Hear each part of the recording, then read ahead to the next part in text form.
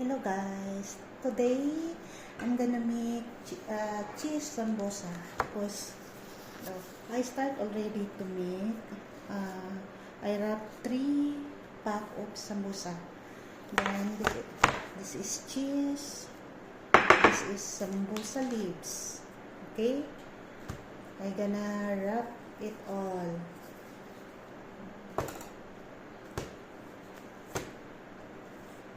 Ayan guys, babalutin natin siya guys. Samahan ninyo ako magbalot ngayon guys. Kailangan matapos ko pero habang wala pang trabaho. So, babalutin ko muna to siya lahat para matapos na. I need to wrap it all so that I am done. Because as of now, I don't have work in my second job, so I need to finish this. Wrap. Ayun na lang.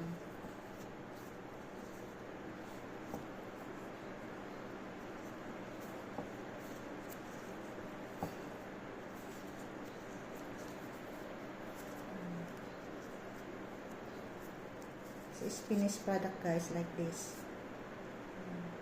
This is common foods here in Middle East.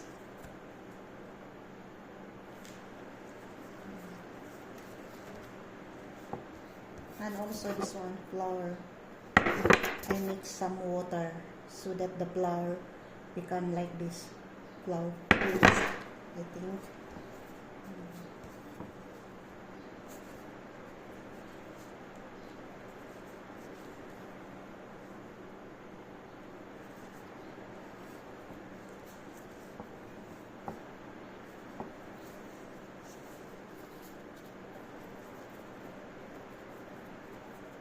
I need to wear gloves also guys, so that so that my hands not become dirty.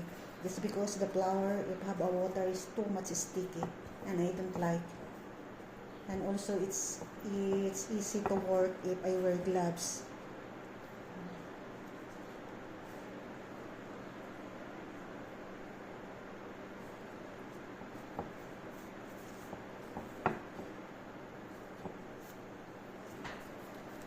This guys. So this is my work whole day to mix samosa cheese like this guys. So if you want to order guys, you can order to me. It's free delivery. Okay guys, until next vlog, bye. Have a nice day. Bye.